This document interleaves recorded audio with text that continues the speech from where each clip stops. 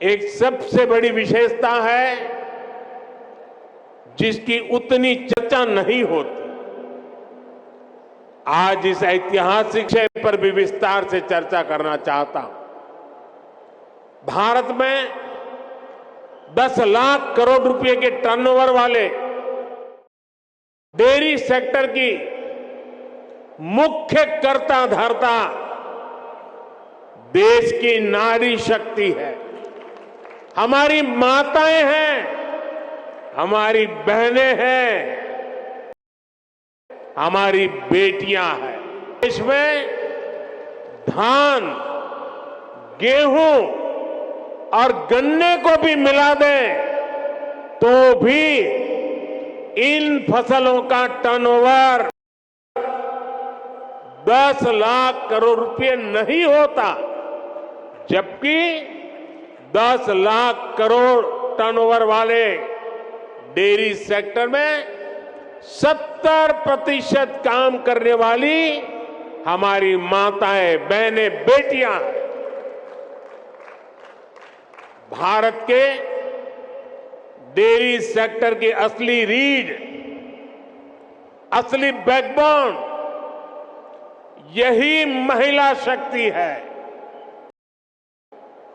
आज अमूल सफलता की जिस ऊंचाई पर है वो सिर्फ और सिर्फ महिला शक्ति की वजह से है।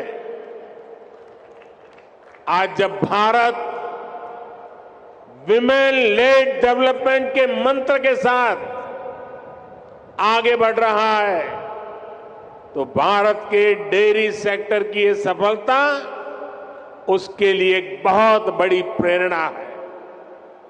मैं मानता हूं कि भारत को विकसित बनाने के लिए भारत की प्रत्येक महिला की आर्थिक शक्ति बढ़नी उतनी ही आवश्यकता है। इसलिए हमारी सरकार आज महिलाओं की आर्थिक शक्ति बढ़ाने के लिए भी चौतरफा काम कर रही है। मुद्रा योजना के तहत सरकार ने जो 30 लाख करोड़ रुपए से ज्यादा की मदद दी है उसकी करीब 70% लाभार्थी बहनें, बेटियां ही है। सरकार के प्रयास से पिछले 10 साल में महिला सेल्फ हेल्प ग्रुप से जुड़ी महिलाओं की संख्या 10 करोड़ को पार कर गई है। पिछले 10 साल में भाजपा सरकार ने इन्हें 6 लाख करोड़ रुपए से अधिक की आर्थिक मदद दी। सरकार ने पीएम आवास योजना के तहत देश में जो 4 करोड़ से ज्यादा घर दिए हैं उनमें से ज्यादातर घर भी महिलाओं के नाम है। ऐसी अनेक योजनाओं की वजह से आज समाज में महिलाओं की आर्थिक भागीदारी बढ़ी है। आपने नमो ड्रोन दीदी अभियान के बारे में जरूर सुना हो। इस अभियान के तहत अभी शुरुआत में ट्रेनिंग भी दी जा रही है। वो दिन दूर नहीं जब गांव-गांव में नमो ड्रोन दीदियां कीटनाशक छिड़कने से लेकर खाद छिड़कने में भी सबसे आगे रहेगी। साथियों, मुझे खुशी है कि यहां गुजरात में भी हमारी डेयरी सहकारी समितियों में महिलाओं की संख्या लगातार बढ़ रही है। मुझे याद है जब मैं गुजरात में था तो हमने डेयरी सेक्टर से जुड़ी महिलाओं के लिए एक और बड़ा काम किया था।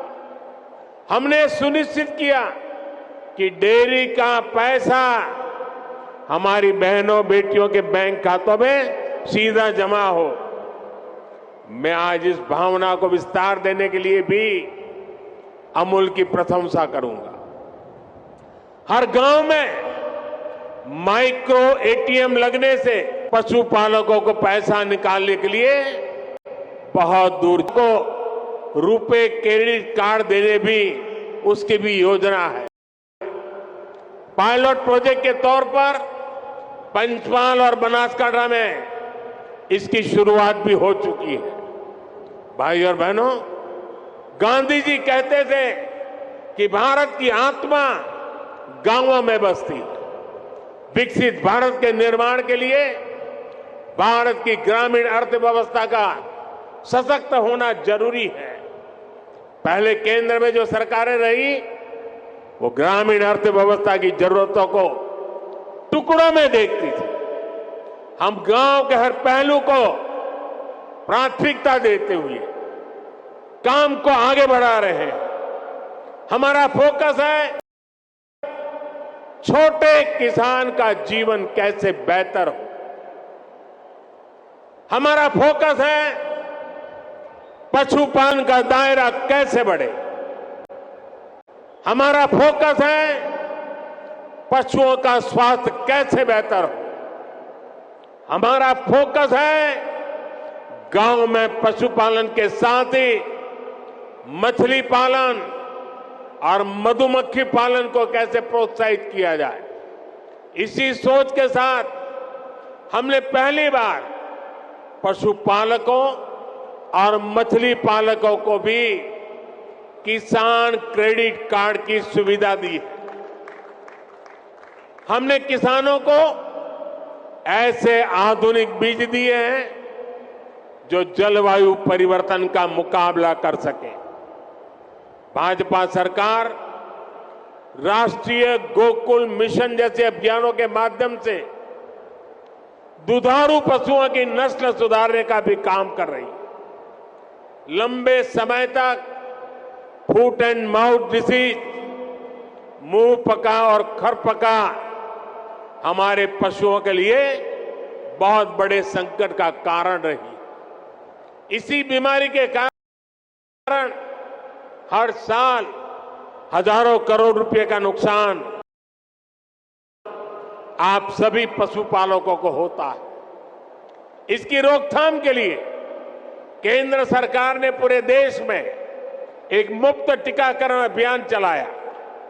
इस अभियान पर 15,000 करोड़ रुपए से ज्यादा खर्च किए जा रहे हैं। इसके तहत 60 करोड़ टीके लगाए जा चुके हैं। हम 2030 तक फुट एंड माउथ डिसीज को जड़ से खत्म करने के लिए काम कर रहे हैं। साथियों, पशुधन की समृद्धि के लिए कल हमारी कैबिनेट की मीटिंग थी। कल जरा कैबिनेट मीटिंग हमने देर रात की थी और कल भाजपा सरकार ने कैबिनेट में बड़े महत्वपूर्ण निर्णय लिए। नेशनल लाइवस्टॉक मिशन में संशोधन करके देसी नस्ल की प्रजातियों को बचाने के लिए नए उपायों की घोषणा हुई है। बंजर जमीन को चारगांव की तरह उपयोग में लाने के लिए भी आर्थिक मदद देने का निर्णय लिया गया है। सरकार ने पशुधन का बीमा कराने में किसान का कम से कम खर्च हो, इसके लिए प्रीमियम की राशि को भी कम करने का फैसला लिया है। ये फैसले पशुओं की संख्या बढ़ाने, पशुपालकों की आय बढ़ाने में और मददगार साबित होंगे। साथियों, हम गुजरात के लोग जानते हैं कि पानी का संकट क्या होता है। सौराष्ट्र में, कच्छ में, उत्तर गुजरात में हमने अकाल के दिनों में हजारों पशुओं को एक स्थान से दूसरे स्थान पर मीलों मीलों चलते जाते देखा है। हमने पशुओं के मरते पशुओं के ढेर, उसकी तस्वीरें भी देखी है। नर्मदा जल पहुंचने के बाद ऐसे क्षेत्रों का भाग्य बदल गया। हम प्रयास कर रहे हैं कि भविष्य में ऐसी चुनौती से ना जूझना पड़े। सरकार ने जो 60,000 से ज्यादा अमृत सरोवर बनाए हैं, वो भी देश की ग्रामीण अर्थव्यवस्था को बहुत मदद करने वाले हैं। हमारा प्रयास है कि गांव में छोटे किसान को आधुनिक टेक्नोलॉजी से भी जोड़े। गुजरात में आपने देखा है कि बीते वर्षों में माइक्रो इरिगेशन का दायरा, टपक सिंचाई का दायरा कई गुना बढ़ गया है। टपक सिंचाई के लिए किसानों को मदद दी जा रही है। हमने लाखों किसान समृद्धि केंद्र स्थापित किए ताकि किसानों को गांव के निकट ही वैज्ञानिक समाधान मिल सके। जैविक खाद बनाने में किसानों को मदद मिले, इसके लिए भी व्यवस्थाएं बनाई जा रही है।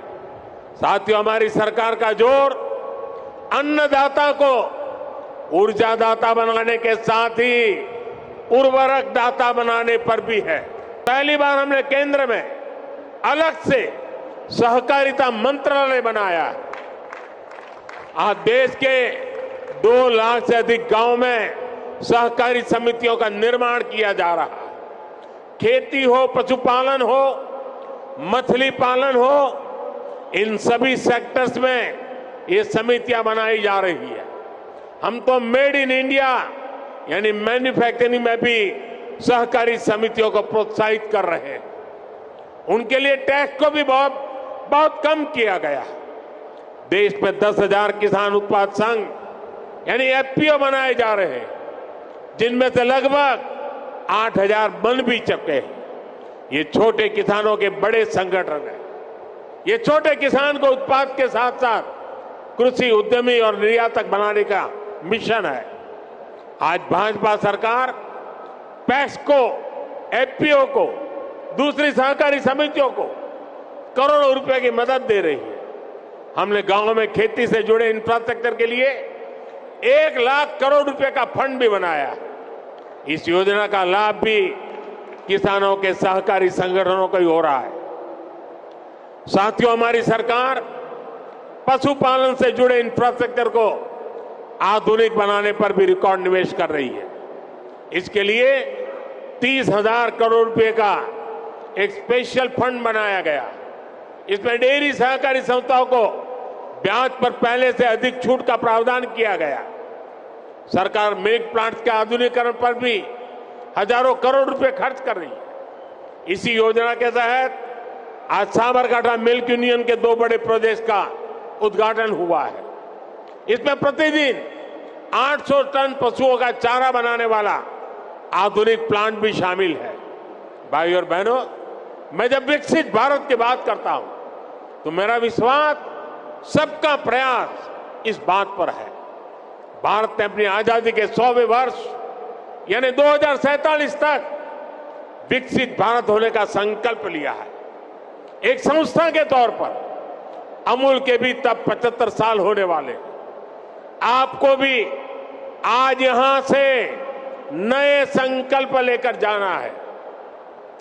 तेजी से बढ़ती हुई आबादी में पौष्टिकता को पूरा करने में आप सबकी बड़ी भूमिका है। मुझे ये जानकर खुशी हुई कि अगले 5 साल में आप लोगों ने अपने प्लांट्स की प्रोसेसिंग क्षमता को 2 गुना करने का लक्ष्य रखा है। आज अमूल दुनिया की 8वीं सबसे बड़ी डेयरी कंपनी है। आपको इसे जल्द से जल्द दुनिया की सबसे बड़ी डेयरी कंपनी बनाना है। सरकार हर तरह से आपके साथ खड़ी है और ये मोदी की गारंटी है। एक बार फिर आप सभी को 50 वर्ष के इस पड़ाव पर पहुंचने की बहुत बहुत बधाई और शुभकामनाएं देता हूं। बहुत बहुत धन्यवाद।